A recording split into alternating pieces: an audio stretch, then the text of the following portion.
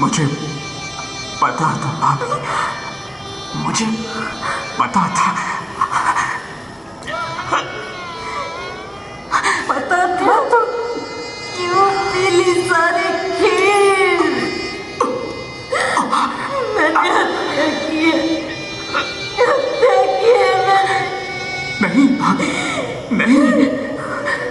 सगे बेटे से भी ज्यादा प्यारे देवर की हत्या की है मैंने।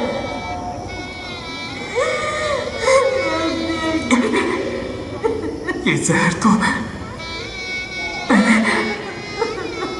मैंने खुद पिया है अपने हाथों। भैया जुझार सिंह, अंदर आ जाओ भैया। हरदौल, हरदौल, देख लो हरदौल, तुम्हारी पत्नी सच्चरित्र है। हरदौल मेरे भाई, बड़ी भारी भूल हुई है मुझसे। हरदौल भैया, तुम दुश्मनों के फेर में आ गए भैया। माफ कर दो। दुश्मनों के फेर में आ गए। मैं तो चला भैया, लेकिन भाई बुंदेलों के दुश्मन से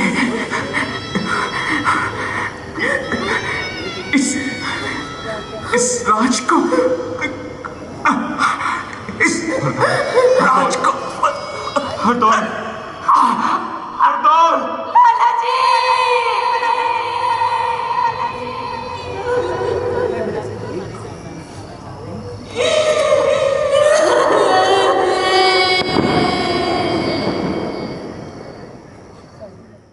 आज एक नया वीडियो लेके आया हूँ जिसमें हम आपको एमपी के एक राज्य बुंदेलखंड जिले के गौरवशाली ऐतिहासिक स्थल ओरछा के बारे में बताएंगे, जो कि एक प्राचीन स्थल है जहाँ प्रसिद्ध प्राचीन राजा राम मंदिर व किला स्थित है। यहाँ के प्राकृतिक सुंदरता और ओरछा के प्राचीन इतिहास के लिए हमारे नाइट शो के वीडियो को पूरा अवश्य देखें, जिसमें यहाँ के इतिहास को वीडियो के माध्यम से बताया गया है। थैंक्स।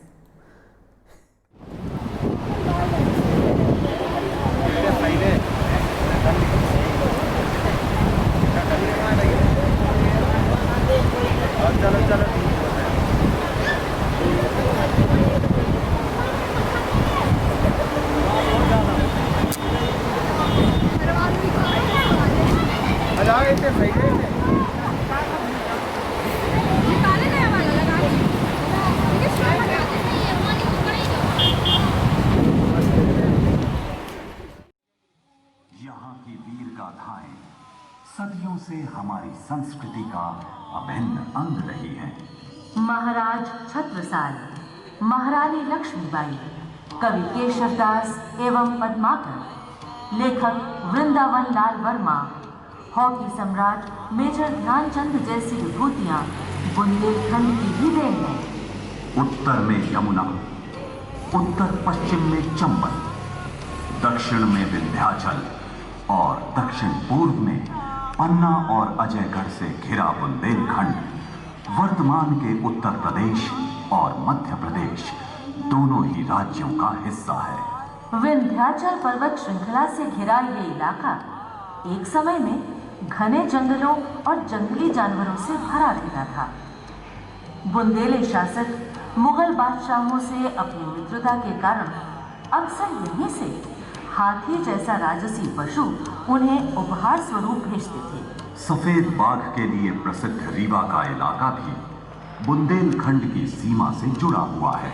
यहाँ के लोक नृत्य, गीत संगीत, मेले उत्सव, स्थापत्य और शिल्प बुंदेलखंड की संपन्न संस्कृति और कला की वानगी प्रस्तुत करते हैं।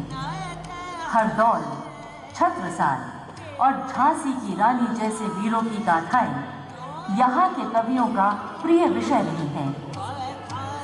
वीर रस के इन ओजस्वी गीतों की परंपरा की ही महत्वपूर्ण कड़ी है आल्हा। आज भी उत्तर और मध्य प्रदेश के जनजीवन में आल्हा काफी लोकप्रिय है और उतना ही लोकप्रिय है यहाँ का लोक नृत्य राई। दतिया, झांसी, महोबा और ओरछा में स्थित महल और किले बुंदेलखंड की स्थापत्य कला के अभूतपूर्व नमूने हैं, जहां एक तरफ इन भवनों के निर्माण में इस्लामी प्रभाव स्पष्ट दिखाई देता है, तो दूसरी तरफ बुंदेलखंड के मंदिर और अन्य धार्मिक स्थल हिंदू स्थापत्य कला के बेहतरीन नमूने हैं। खजुराहो स्थित मंदिरों की प्रसिद्धि सिर्फ भारतवर्ष में ही नहीं बल्कि पूरे विश्व में फैल चुकी है।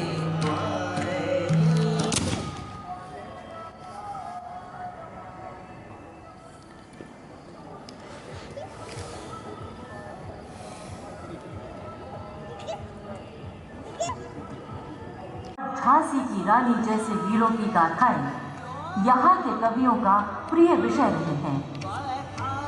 वीर रस के इन ओजस्वी गीतों की परंपरा की ही महत्वपूर्ण कड़ी है आल्हा। आज भी उत्तर और मध्य प्रदेश के जनजीवन में आल्हा काफी लोकप्रिय है और उतना ही लोकप्रिय है यहाँ का लोक नृत्य राई। दतिया, झांसी, महोबा और ओरछा में स्थित महल और किले बुंदेलखंड की स्थापत्य कला के अभूतपूर्व नमूने हैं, जहां एक तरफ इन भवनों के निर्माण में इस्लामी प्रभाव स्पष्ट दिखाई देता है, तो दूसरी तरफ बुंदेलखंड के मंदिर और अन्य धार्मिक स्थल हिंदू स्थापत्य कला के बेहतरीन नमूने हैं। खजुराहो स्थित मंदिरों की प्रसिद्धि सिर्फ भारतवर्ष में ही नहीं बल्कि पूरे विश्व में फैल चुकी है।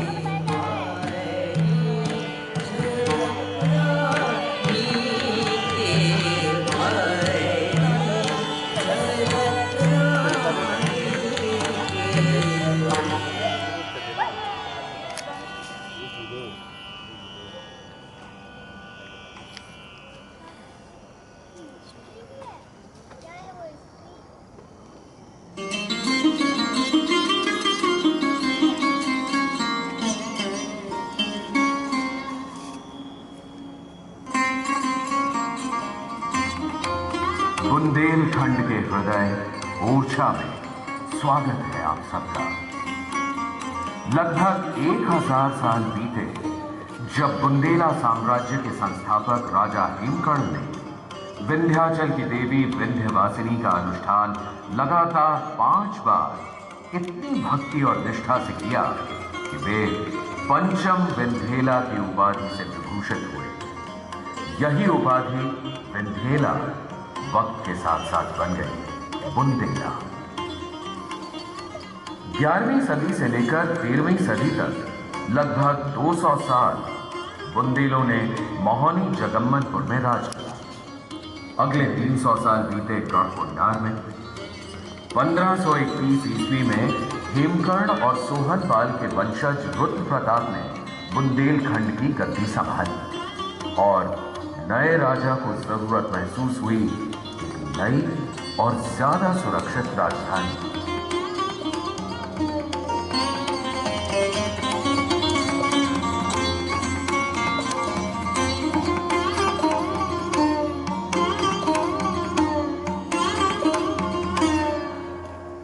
राजा रुद्र प्रताप अपने कुछ विश्वस्त सरदारों के साथ नई राजधानी की तलाश में आ पहुंचे बेतवा नदी के किनारे। राजा रुद्र प्रताप को ये इलाका सुंदर और मनोहारी होने के साथ साथ शत्रुओं के दृष्टिकोण से अत्यंत सुरक्षित लगा और इसीलिए उन्होंने यहाँ अपनी नई राजधानी की स्थापना करने का निर्णय लिया।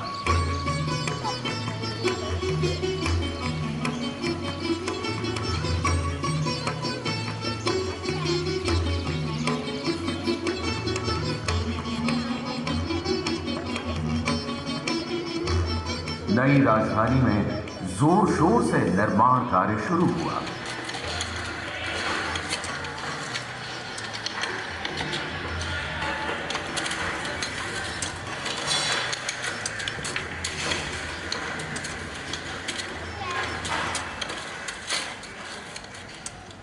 महाराजा रुद्र प्रताप ने ओरछा की सुरक्षा के ख्याल से राजधानी के चारों तरफ एक विशाल दीवार बनवानी शुरू कर दी।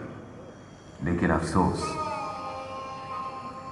वे स्वयं इन सब को पूरा होता नहीं देख पाए।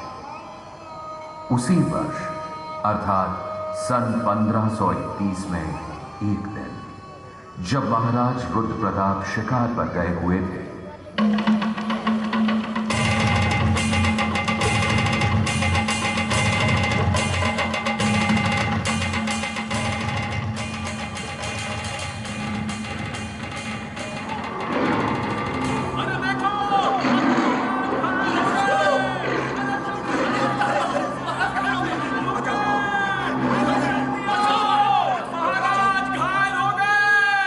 और वहीं एक लंगड़ी गाय को शेर से बचाते हुए रुद्र प्रताप का देहांत हो गया।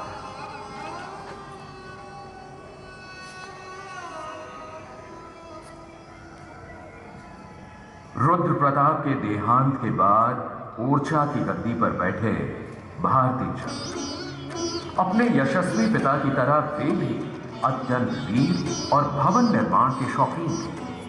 उन्होंने ओरछा के चारों ओर 20 किलोमीटर लंबी मजबूत दीवार का निर्माण करवाया और ओरछा का किला पूरा करवाया।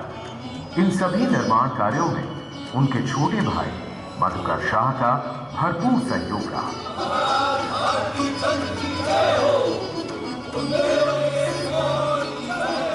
हंसी खुशी का माहौल था। तभी भारती चंद के प्रिय दोस्त और कलिंजार के सरदार किरीट शाह का दूत दरबार में आ पहुंचा। भारती चंद ने पूछा, क्या समाचार लाए हो कलिंजार के दूत? किरीट शाह कुशल मंगल से तो हैं?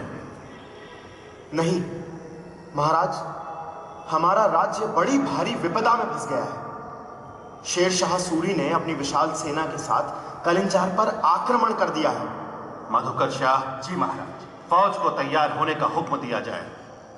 जल्द से जल्द कलिंजार के लिए कूच करना होगा। और मधुकर, इस मुहिम का नेतृत्व करोगे तुम। जो आज्ञा महाराज। मधुकर शाह की जय! मधुकर शाह की जय!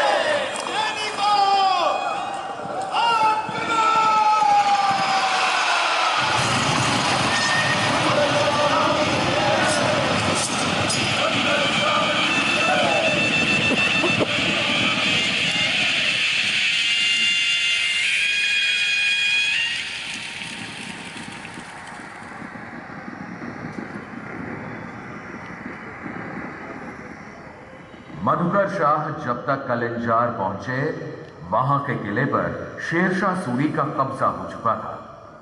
बुंदेला फौजों और अफगानी सिपाहियों के बीच जमकर युद्ध हुआ, लेकिन यह लड़ाई ज्यादा लंबी चल नहीं पाई।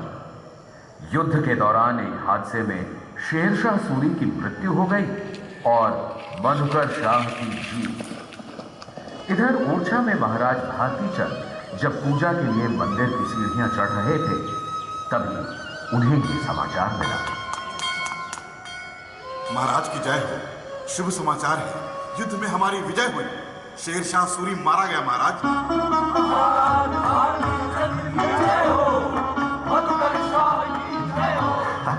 शिखर सिंह का पूरे राज्य में मिठाइयां बांटी जाए, गरीबों और ब्राह्मणों के लिए दान की व्यवस्था की जाए।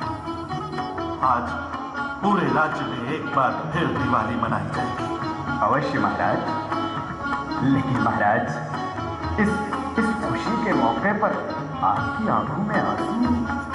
कक्का, ईश्वर ने मेरी हर इच्छा पूरी की, सिवाय एक की। अभी तक रानी जू की गोद सूनी है।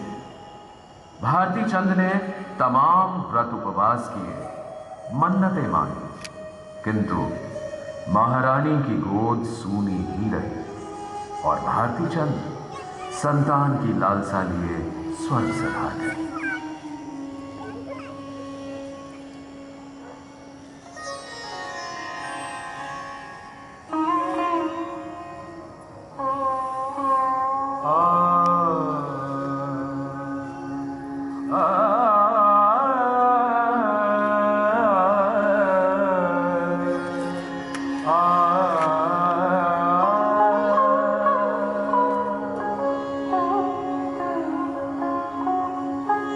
बोली क्यों आए थे बोलत नहीं हो सो कहा कछु चूक तिहारी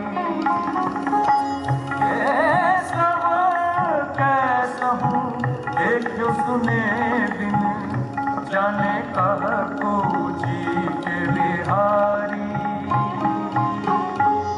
बोली ज्यों आए त्यों बोलत नाही न मूसों कहा कछु चूक तिहारी केसव कैसा हूं देखियो सुने बिन जाने कह को जी के बिहारी। सन 1554 में ओरछा की गद्दी पर आसीन हुए भारती चंद के छोटे भाई मधुकर शाह। कृष्ण भक्त महाराज मधुकर शाह की पटरानी थी राम उपासक गणेश कुंवरी उर्फ कमला देवी। मधुकर शाह हर वर्ष वृंदावन की यात्रा पर जरूर जाते और इस वर्ष वो अपनी प्रिय पत्नी के साथ ब्रजधाम की यात्रा पर जाना चाहते थे, पर गणेश कुंवरी की इच्छा तो प्रभु राम के दरबार अयोध्या जाने की थी और इस बात पर मधुकर शाह नाराज हो गए। ठीक है, अगर यही जिद है तुम्हारी तो जाओ, तुम अवध ही जाओ, लेकिन महल में तुम तभी प्रवेश कर पाओगे जब तुम्हारे इष्ट देव राम बालक रूप में तुम्हारे साथ होंगे।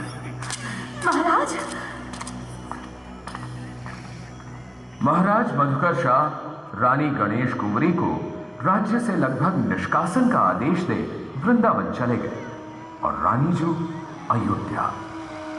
सरयू किनारे पूरे 1 महीना रानी गणेश कुंवरी ने घनघोर तपस्या की।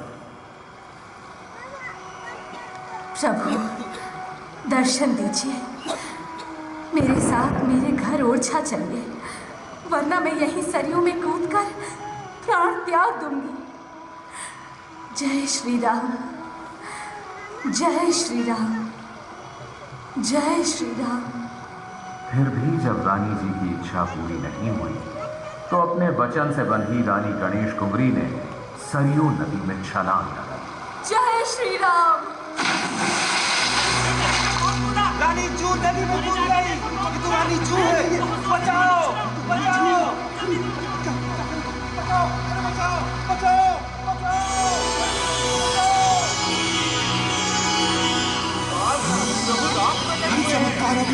चमत्कार हो गया, चमत्कार हो गया। काल रूप प्रभु राम प्रकट हुए हैं और रानी जू की गोद में आ बैठे हैं। गणेश कुंवरी की तपस्या सफल हुई।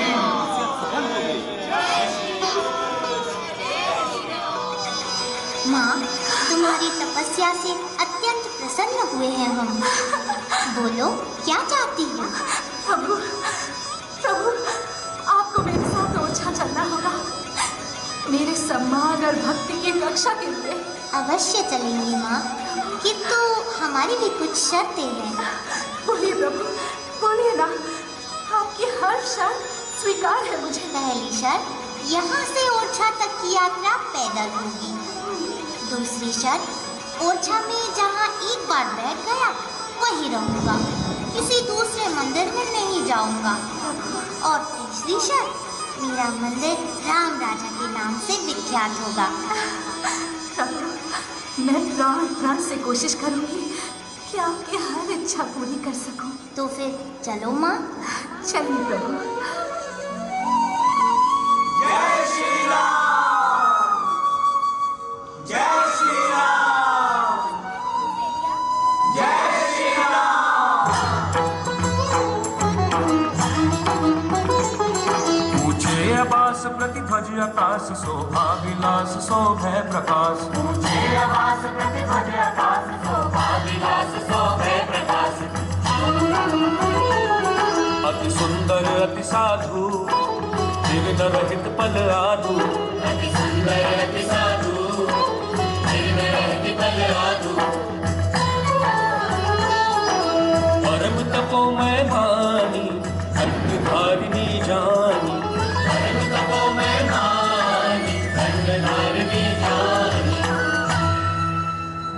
रानी साहिबा अपने बाल स्वरूप राम की प्रतिमा गोदी में लिए ऊर्जा पहुंची तो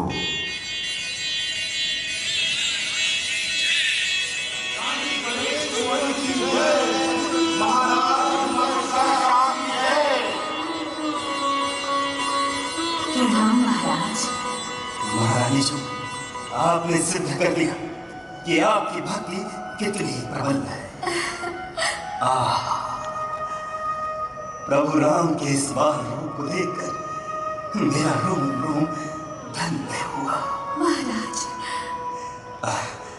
हम प्रभु के लिए मंदिर बनवा रहे हैं, किंतु उसमें थोड़ा वक्त लगेगा। महारानी जी, तब तक आप प्रतिमा यही बना दें। मंदिर पूरा होते ही पूरी धूमधाम के साथ इसे वहां पर स्थापित करेंगे। ठीक है, जैसा आप कहें महाराज। प्रभु राम की ये मूर्त मैं कुछ दिनों के लिए यही रख देती हूँ। जय श्री राम, जय श्री राम। लेकिन ऐसा हो नहीं पाया। भगवान रामचंद्र जी के लिए बनाया गया महल जब पूरा हुआ और महारानी गणेश कुंवरी के शयन कक्ष से भगवान रामचंद्र की प्रतिमा को हटाने की कोशिश की गई तो वो वहां से हिली ही नहीं। भगवान की शर्त भी तो थी, ओरछा में जहाँ एक बार बैठ गया वही रहूंगा, किसी दूसरे मंदिर में नहीं जाऊंगा। आखिरकार रनिवास ही बना राजा राम मंदिर और नया भवन बना चतुर्भुज मंदिर, जहां कई वर्षों बाद भगवान विष्णु की प्रतिमा स्थापित की गई।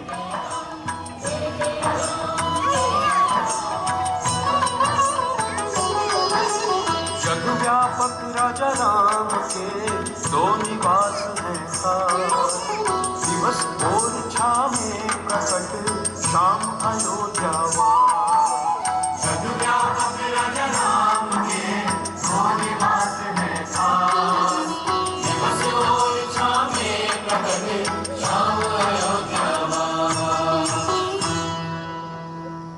अपनी 6 रानियों से मधुकर शाह के 8 बेटे हुए। उनकी मृत्यु के बाद ओरछा राज्य 8 टुकड़ों में बंट गया। ओरछा बड़े बेटे रामशाह के हिस्से में आया, लेकिन बुंदेल साम्राज्य और ओरछा की तरक्की का सेहरा तो बंधना था मधुकर शाह के तीसरे बेटे वीर सिंह देव के सिर। और उसके खुशामदी टट्टुओं को धूल चटा दी हमने। सबक तो उन्हें सीखना चाहिए, हमें क्या सिखाएंगे वो। और कोई खबर हो तो सुनाओ। अकबर का बड़ा बेटा सलीम बाप से बगावत करके दिल्ली छोड़कर चला गया। मेरे गुप्तचरों की खबर है इस समय वो प्रयाग के किले में डेरा जमाए हुए हैं। वीर सिंह देव जी किस सोच में डूब गया?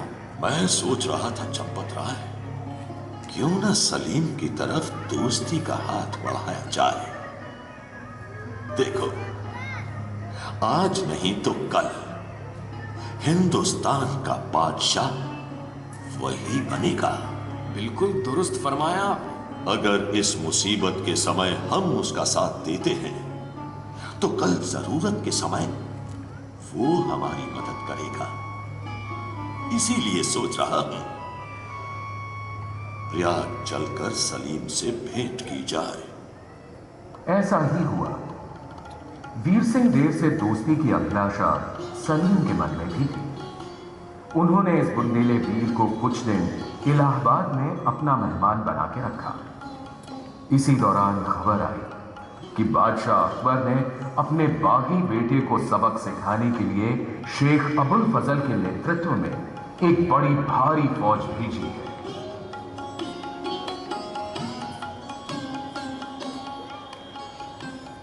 शहजादे सलीम, आप चिंता न करें। मुगलिया फौजों से दो हाथ करने का खूब अनुभव है आपके इस दोस्त को। बुंदेलों की हिम्मत और जाबाजी के हम एक अरसे से कायल हैं वीर सिंह देव। और ये भी मालूम है कितने ही अबुल फजल आ जाए, आप जैसे दोस्तों के रहते वो हमारा बाल भी बांका नहीं कर सकते। अब हमें आज्ञा दीजिए, ताकि हम वापस बड़ौनी जाकर युद्ध की तैयारी शुरू करें। मैं आपको वचन देता हूं शहजादे कि आपका दुश्मन अबुल फजल युद्ध भूमि से जिंदा वापस नहीं जा पाएगा।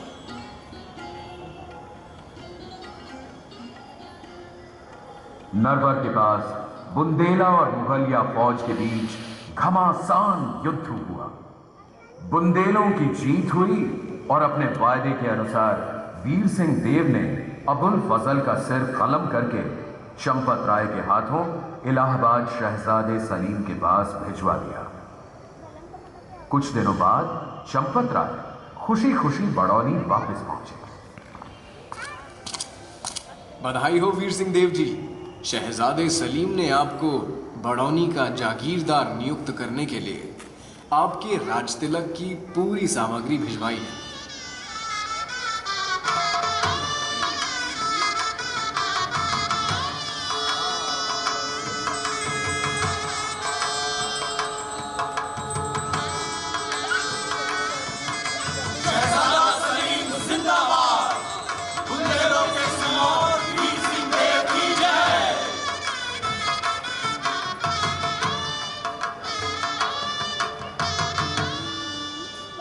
वीर सिंह देव के 7 भाइयों में से एक थे इंद्रजीत सिंह। ये हमेशा वीर सिंह देव के साथ रहे और उनकी गैर हाजिरी में राज्य का कार्यभार भी संभालते थे। अपने पिता और भाई की ही तरह इंद्रजीत सिंह भी कला प्रेमी थे, लेकिन उनकी रुचि का क्षेत्र था गीत संगीत।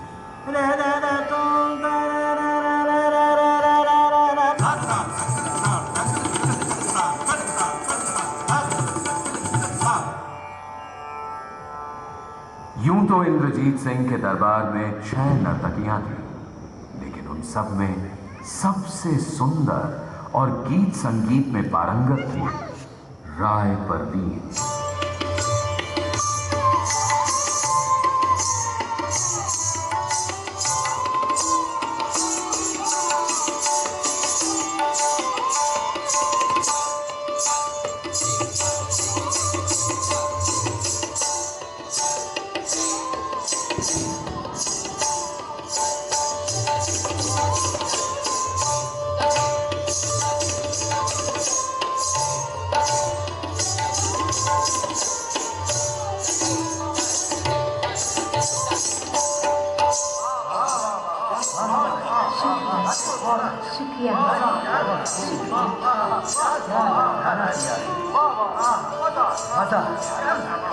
इंद्रजीत सिंह जी, आप क्या कहते हैं? बिल्कुल सही कहा आपने।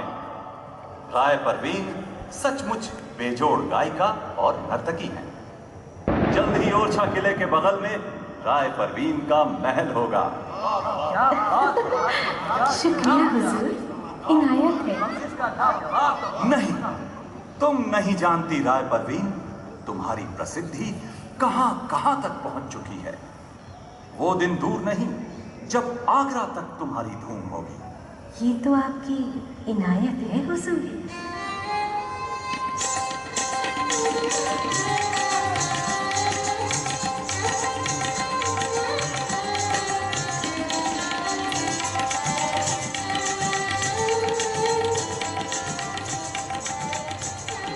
इंद्रजीत सिंह ने सही कहा था। जल्द ही राय परवीन की सुंदरता और प्रतिभा की खबर बादशाह अकबर तक पहुंच गई और उन्होंने हुक्म जारी कर दिया कि राय परवीन अब ओरछा की नहीं बल्कि आगरा दरबार की शोभा बढ़ाए। पूरे ओरछा राज में कोहराम मच गया। राय परवीन ने साफ इनकार कर दिया कि वो आगरा नहीं जाए। सब नगरवासी भी यही चाहते थे, इंद्रजीत सिंह भी।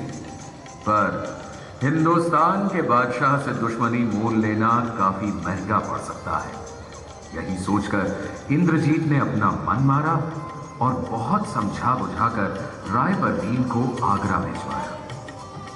वहां पहुंचकर राय परवीन ने अकबर के दरबार में खुद का लिखा एक दोहा पढ़ा।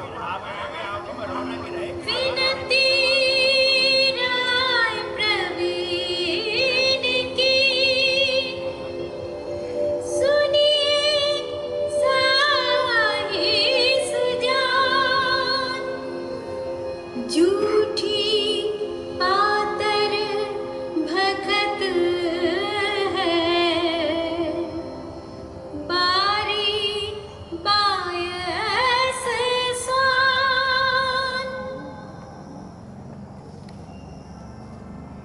वाह राय परवीन, वाह।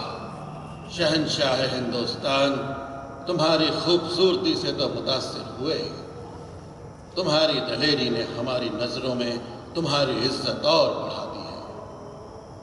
झूठी पत्तल सिर्फ कुत्ते ही चाटते हैं। वाकई तुमने हमारी आंखें खोल दी। वजीर आजम, कल ही राय परवीन को इनाम और इकराम के साथ बाइज्जत वापस ओरछा पहुंचाने का इंतजाम करवाया जाएगा। तखलिया।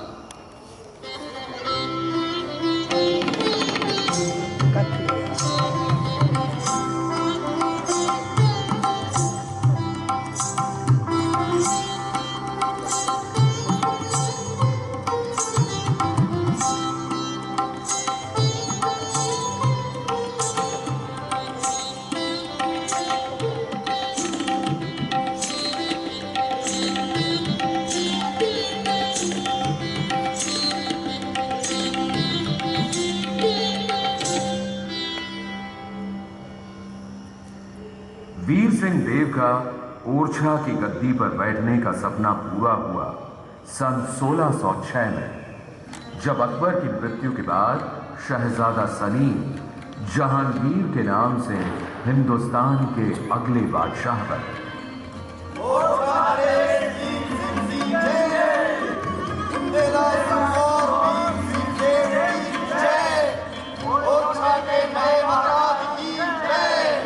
वीर सिंह देव का राज्यकाल ओरछा का स्वर्णिम युग था।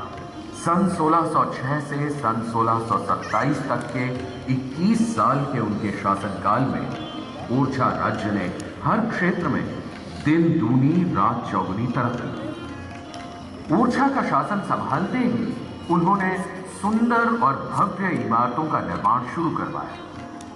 अपने पिता द्वारा शुरू किए गए चतुर्भुज मंदिर को पूरा करवाया और बादशाह जहांगीर की अगवानी के लिए जगत प्रसिद्ध जहांगीर महल भी बनवाया।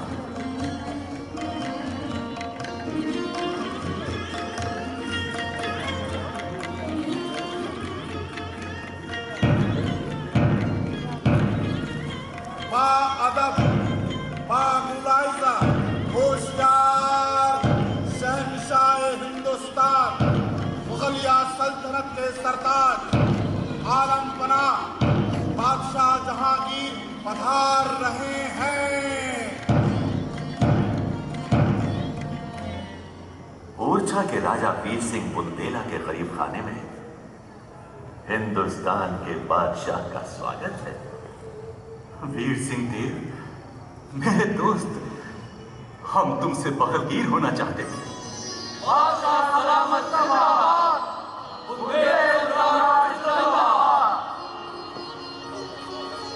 जहांगीर ओरछा की खूबसूरती से प्रभावित हुए बिना नहीं रहे। हिंदू और इस्लामिया कारीगरी का बेजोड़ नमूना 5 मंजिला जहांगीर महल, उसकी बारादरी में बने 5 फव्वारे और लाल पत्थर की नफीस जालियों ने तो उनका मन ही मोह लिया।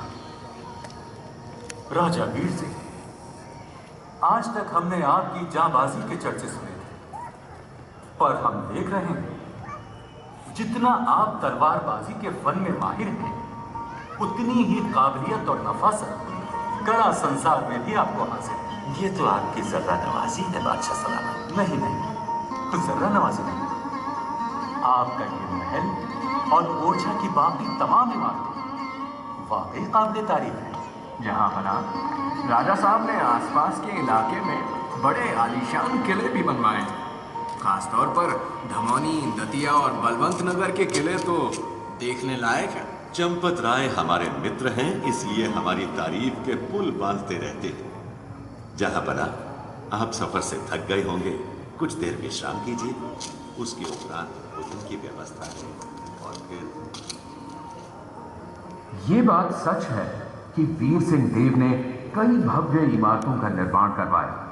अभी चंपत राय ने जिन 3 किलों का जिक्र किया, उनमें बलवंत नगर का किला और कुछ नहीं, मशहूर झांसी का किला ही है।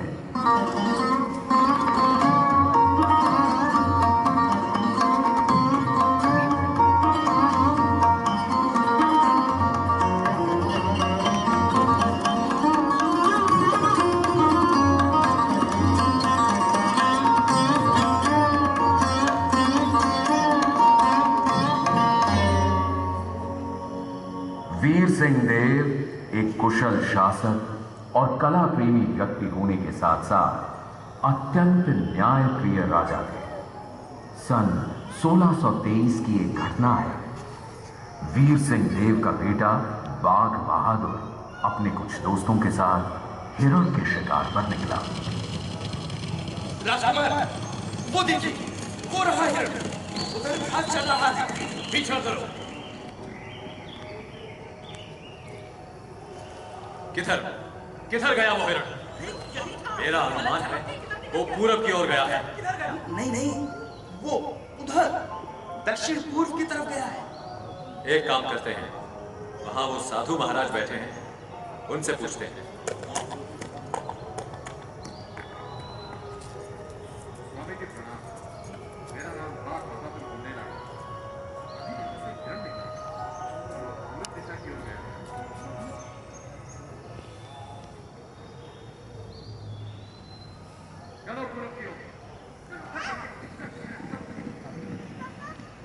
बाघ बहादुर ये समझ नहीं पाया कि साधु महाराज ने मौन व्रत रखा था।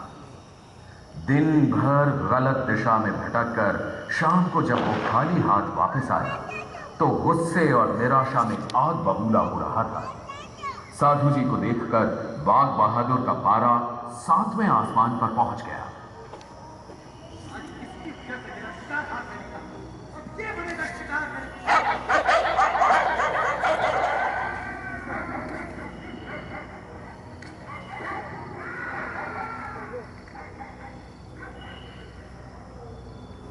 बहुत ही हृदय विदारक दृश्य था वो। बाघ बहादुर की इस हरकत की खबर वीर सिंह देव को भी मिली। अगले दिन दरबार में बाघ बहादुर बतौर मुजरिम लाया गया और उसके अपराध की सजा सुनाई वीर सिंह देव ने। राजकुमार बाघ बहादुर के इस जघन्य अपराध की सजा है मृत्यु। किले के पीछे वाले मैदान में कल सुबह वही शिकारी कुत्ते बाघ बहादुर पर छोड़ दिए जाए।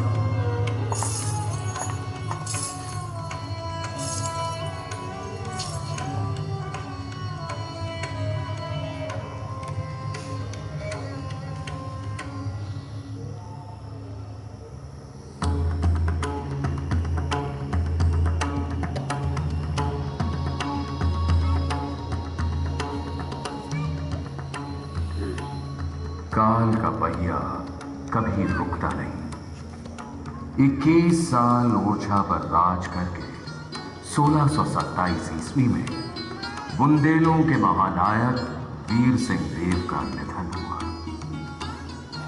ओरछा की गद्दी पर बैठे उनके ज्येष्ठ पुत्र जुझार सिंह। राजा जुझार सिंह की जय, बुंदेला वीर जुझार सिंह की जय।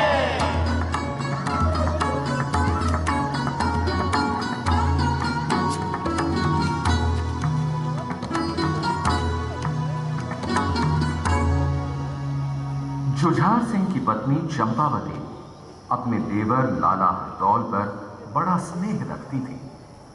हरदौल भी अपनी भाभी को मां से बढ़कर मानते थे।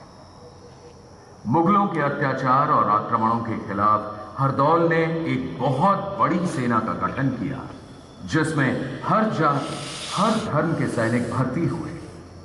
हरदौल की सेना ने कई युद्धों में मुगलिया फौज को बुरी तरह हराया। शाहजहां समझ गया कि बुंदेला वीर हरदौल को युद्ध के मैदान में नहीं, छल से ही पराजित किया जा सकता है। उसने हरदौल के बड़े भाई जुझार सिंह को आगरा बुलवाकर उसे हरदौल के खिलाफ भड़काना शुरू कर दिया। देखिए जुझार सिंह, आप ओरछा के राजा हैं, लेकिन आप ही का भाई हरदौल आपकी जड़ें काटने की कोशिश कर रहा है। ये क्या कह रहे हैं जहांपना? हरदौल मेरे बेटे की तरह है और मेरी पत्नी तो उसकी मां जैसी है, और यही मां बेटे आपका कत्ल करके बुंदेलखंड की सत्ता हड़प लेना चाहते हैं। अच्छा ये बताइए, हरदौल ने एक बहुत बड़ी फौज कायम की है ना? जी हाँ, और वो तो बुंदेलखंड की रक्षा के लिए है। अच्छा जुझार सिंह, जब ओरछा के पास पहले से ही एक फौज मौजूद है तो भला इस दूसरी फौज की जरूरत उसे क्यों आन पड़ी? बादशाह की इस दलील के सामने जुझार सिंह चुप रह गए। इसके बाद शाहजहां ने हरदौल और चंपावती के संबंधों को लेकर भी उनके कान भरे।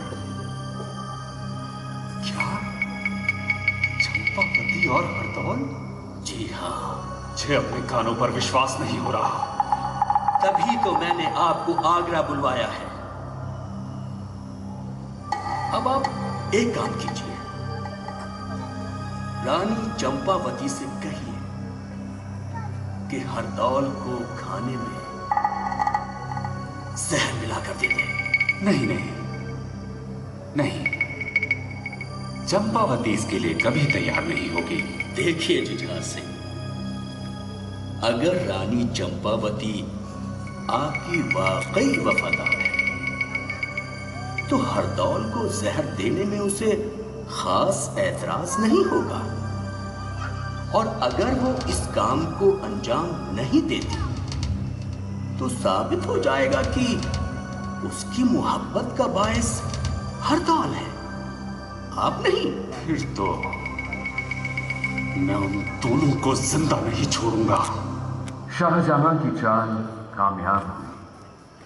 चंपावती ने खूब इनकार किया, बहुत रोई, लेकिन जब उनके चरित्र पर उंगली उठाई जाने लगी तो देवर भाभी के संबंधों की पवित्रता सिद्ध करने के लिए और अपने सत की लाज बचाने के लिए वो राजी हो गई लाला हरदौल को जहर का प्याला देने के लिए।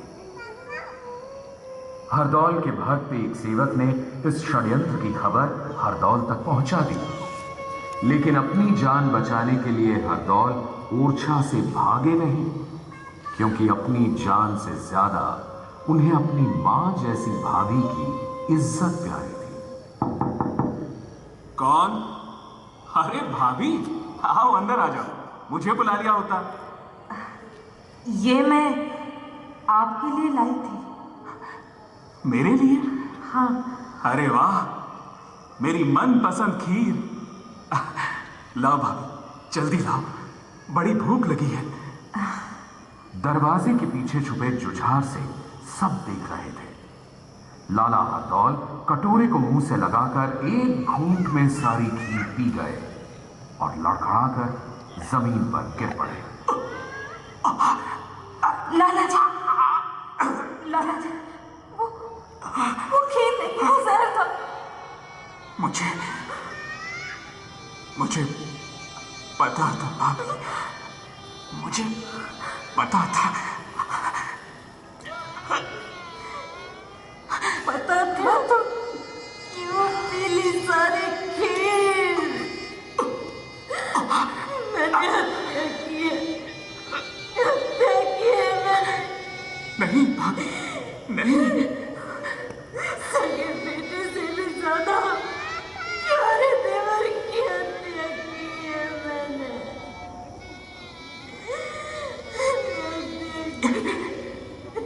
ये जहर तो मैंने खुद पिया है अपने हाथों। भैया जुझार सिंह, अंदर आ जाओ भैया। हरदौल, हरदौल, देख लो हरदौल, तुम्हारी पत्नी सच्चरित्र है। हरदौल मेरे भाई, बड़ी भारी भूल हुई है मुझसे। हरदौल भैया, तुम दुश्मनों के फेर में आ गए भैया। माफ कर दो। दुश्मनों के फेर में आ गए। मैं तो चला भैया, लेकिन भाई बुंदेलों के दुश्मन से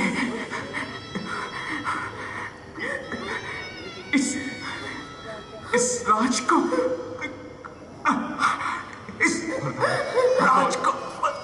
हरदौल,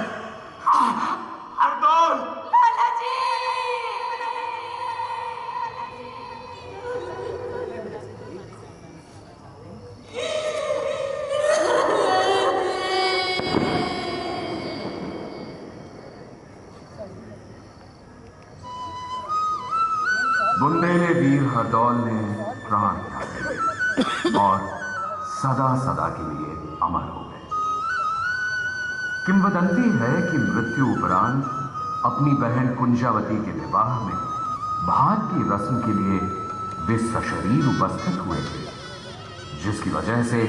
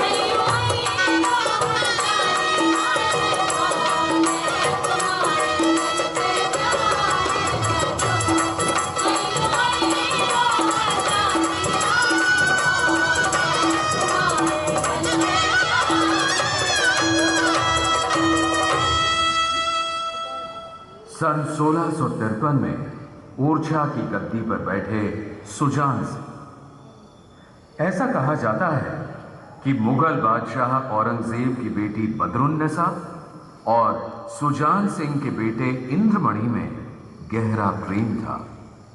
एक बार औरंगजेब ने ओरछा में डेरा जमाए अपने सिपाह सालार रंगदूल्हा खान को आदेश दिया कि चतुर्भुज मंदिर को ढहाकर उसकी जगह मस्जिद का निर्माण करवाया जाए।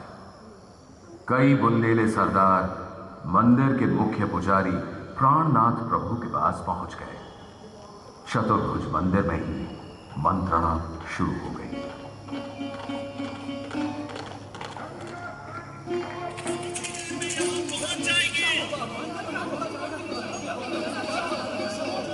आप लोग निश्चिंत रहें, जब प्रभु हमारे साथ है। घबराइए मत, आप लोग घबराइए मत, चुप हो जाइए, सब चुप हो जाइए। कौन है? कौन है ये बालक? अरे पता नहीं, मैं तो इसे यहाँ पहली बार देख रहा हूँ। इस मंदिर को बचाने की एक तरकीब है मेरे पास, आप लोग परेशान मत होइए। क्या तरकीब है तुम्हारे पास? तुम हो कौन बालक? बोलो बोलो। जानते हो तुम क्या कह रहे हो? हाँ, क्या कह रहे हो बताओ। रंगदूल्हा खान बहुत जालिम और खतरनाक इंसान है। इतनी छोटी उम्र और इतना बड़ा दावा। अभी मैं आपके किसी सवाल का जवाब नहीं दे पाऊंगा, लेकिन वक्त आने पर मैं कौन हूँ, मेरी तरकीब क्या है, इन सभी का जवाब मिल जाएगा आपको। दरवाजा खोलो, दरवाजा खोलो। मैं हूँ मैं शहंशाह औरंगजेब का सिपह सालार और नुमाइंदा रंगदूल्हा खान हूँ। मंदिर का दरवाजा फौरन खोलो, वरना एक एक की खैर नहीं। कैसा कलयुग आ गया है? सभी बहुत डरे हुए थे, लेकिन पंडित प्राणनाथ ने मंदिर का दरवाजा खोला। रंगदूल्हा खान कड़क कर बोला, कौन हो तुम और ये दरवाजा बंद क्यों था? मैं इस मंदिर का पुजारी प्राणनाथ प्रभु हूँ और कलम कर दो इस पुजारी का सर। ठहरो, खबरदार जो किसी ने एक कदम भी बढ़ाया। बिद्दी सा छोकरा हमें धमकी देता है। कलम करो इस पुजारी का सर और इस छोकरे का भी। रंगदुल्हा खान, तुम्हारी इतनी जुर्रत, जानते नहीं मैं कौन हूँ? ये बच्चा अपनी पगड़ी क्यों उतारा? अरे ये लड़का नहीं, ये तो लड़की है। शहजादी बदरुन्निसा, आप यहाँ? जी हाँ, ये ही औरंगजेब की बेटी शहजादी बदरुन्निसा थी, ओरछा के राजा सुजान सिंह के बेटे इंद्रमणि की प्रेमिका। आप जो ये चतुर्भुज मंदिर देख रहे हैं, ये उसी की बदौलत कायम है। हिंदू मुस्लिम सौहार्द की एक अनुपम मिसाल।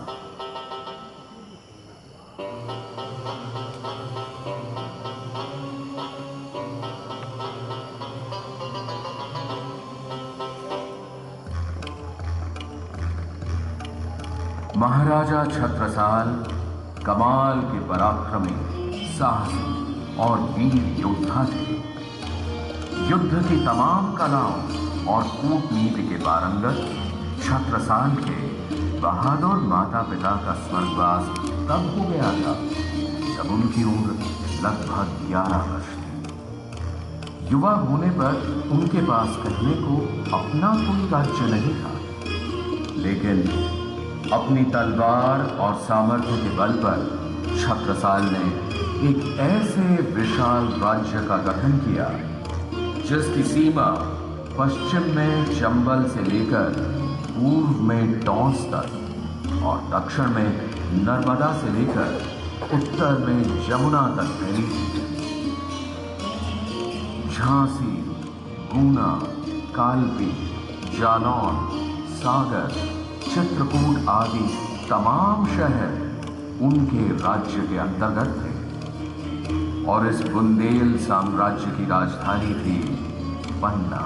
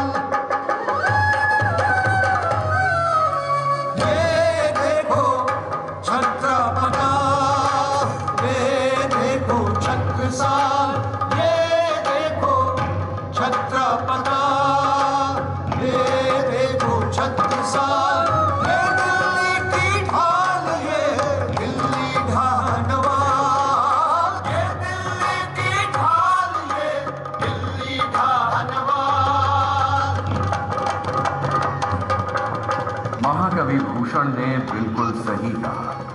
छत्रसाल ने वाकई दिल्ली अर्थात मुगलिया सल्तनत को ढहा कर रख दिया था।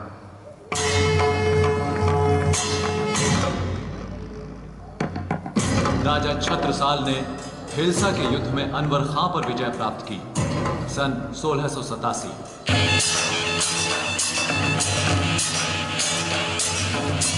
बादशाह औरंगजेब द्वारा मिर्जा सदरुद्दीन के नेतृत्व में भेजी गई फौज को छत्रसाल ने पराजित किया सन 1688।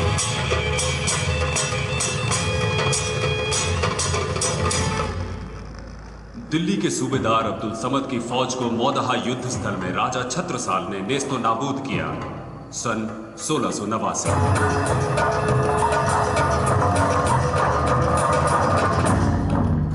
बादशाह औरंगजेब का 9 लाख की मुगलिया फौज के साथ पन्ना पर आक्रमण। जीत महाराजा छत्रसाल की। औरंगजेब को प्राणदान सन 1704।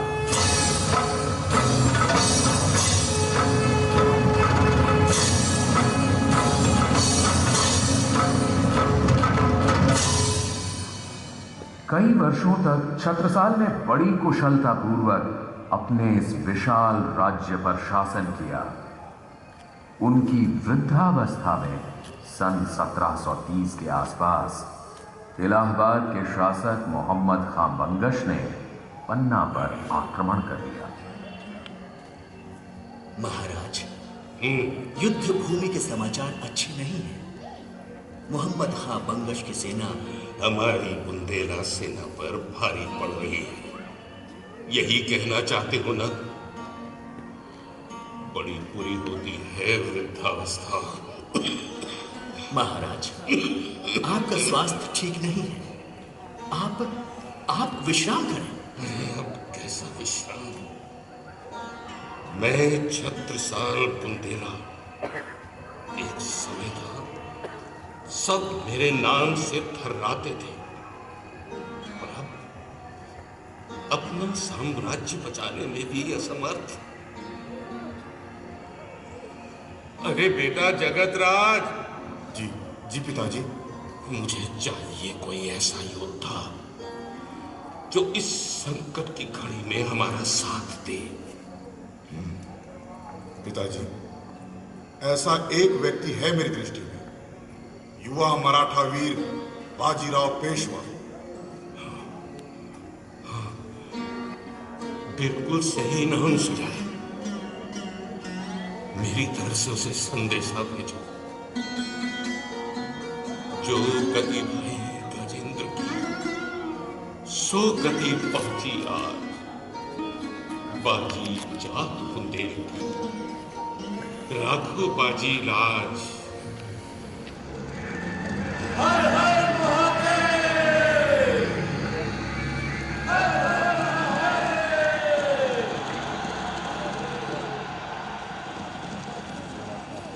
बाजीराव पेशवा प्रथम के आ जाने से बुंदेलों का पलड़ा भारी हो गया।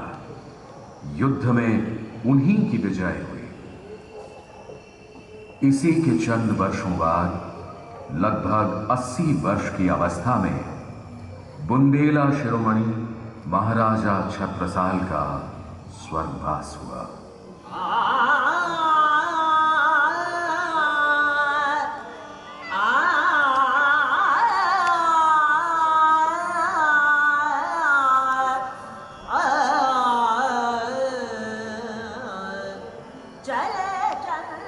एक समय के अत्यंत शक्तिशाली और प्रभावशाली बुंदेल साम्राज्य की बस अब यही कुछ निशानियां बाकी रह गई हैं।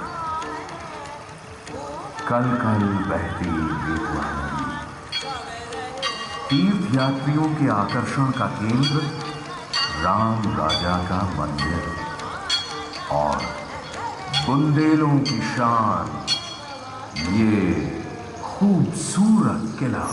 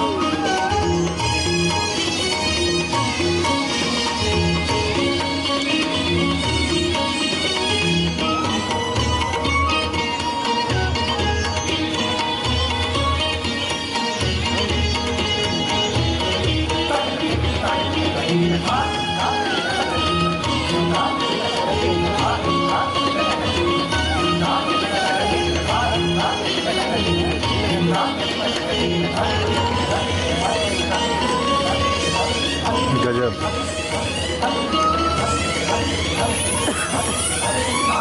सीन सही है, लास्ट